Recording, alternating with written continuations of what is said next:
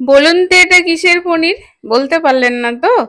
এবার দেখুন আমি পরপর কিভাবে এটা বানিয়েছি। দুধ ছানা ছাড়া এটা বানিয়েছি পনির, লাউয়ের পনির। তো গোপালের রান্নাঘরে সকলকে স্বাগত। এখন আমি দেখাচ্ছি পরপর কিভাবে লাউয়ের পনির বানানো। একটা কচি লাউ নিয়ে নিয়েছি। এই লাউয়ের জুস, লাউয়ের খোসা সব কিছুই আমি রান্না করব। লাউটা আমি ছাড়িয়ে নিলাম।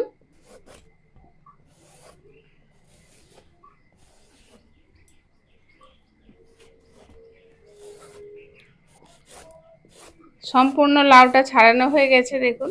এই লাউয়ের খোসাটাও খুব উপকারী। এটা যদি জিরি জিরি করে কেটে একটু কালো জিরে ফোড়ন দিয়ে লঙ্কা ফোড়ন দিয়ে রান্না করা হয় না, খুব সুন্দর হয়।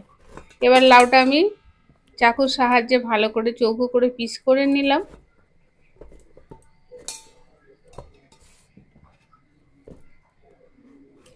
এই সম্পূর্ণ লাউটা দিয়ে আমি পনির বানাবো।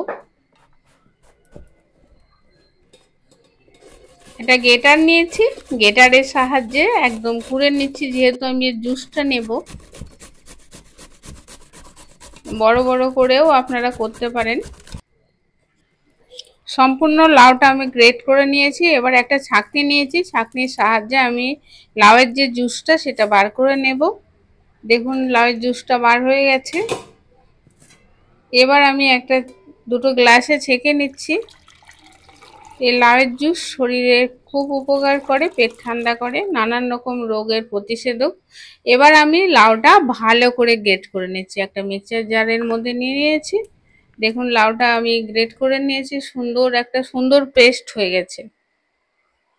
সুন্দর পেস্ট করে নিয়েছি। এবার 2 চামচ আমি ময়দা নিলাম, 2 চামচ আমুল দুধ নিলাম।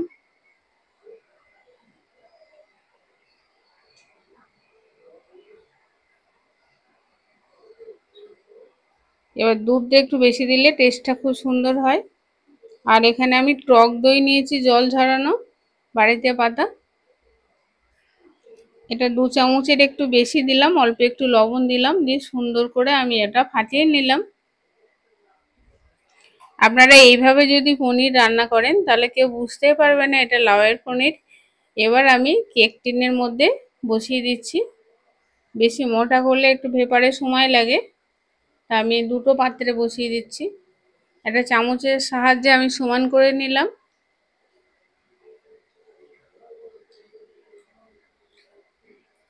দুটো পাত্রই আমার রেডি হয়ে গেছে।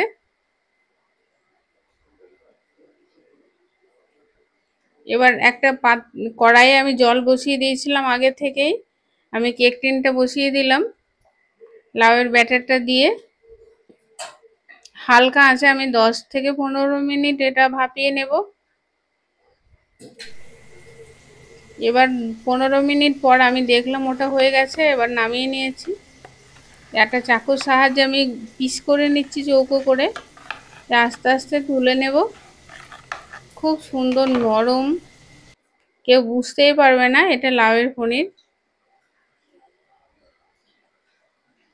আর উপকরণগুলোও অল্প অল্প দেওয়া আছে। এখানে ময়দাটা বেশি দিলে পারে আপনার আরেকটু শক্ত হতো, যেহেতু আমি নরম করব বলে ময়দার পরিমাণটা কম দিয়েছি।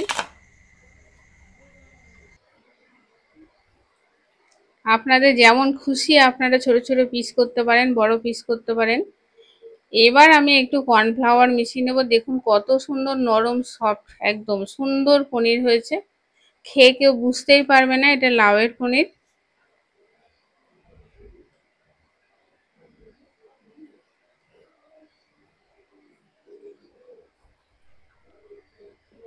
উপর থেকে একটু কর্নফ্লাওয়ার ছড়িয়ে দিলাম।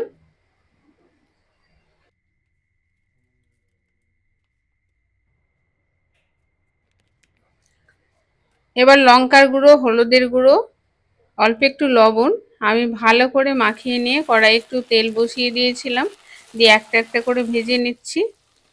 দেখুন ভাজা হয়ে গেছে, আমি তুলে নিলাম। একটু কড়া কড়া করে ভেজেছি। দেখে বোঝা যাচ্ছে এটা লাউয়ের পনির? বোঝা যাচ্ছে না, খেয়েও কেউ বুঝতে পারবে না এটা লাউয়ের পনির। একদম নতুনত্ব আর খুব সুন্দর জিনিস, আপনারা অবশ্যই বাড়িতে বানাবেন। এবার আমি একটু মশলা করে নিচ্ছি। 4টে কাঁচা লঙ্কা, 1 চামচ জিরে, 1 চামচ ধনে দিয়ে সুন্দর পেস্ট করে নিলাম। আর অল্প একটু তেলে আমি 5 ফোড়ন দিয়ে ওটা সম্বরা দিয়ে দিলাম। দিয়ে অল্প একটু জল দিলাম, লবণ হলুদ দিয়ে পনিরের যে জুসটা করব সেটা বানিয়ে নিলাম। এবার ভেজে রাখা যে পনিরটা ছিল আমি ঝোলের মধ্যে দিয়ে দিলাম।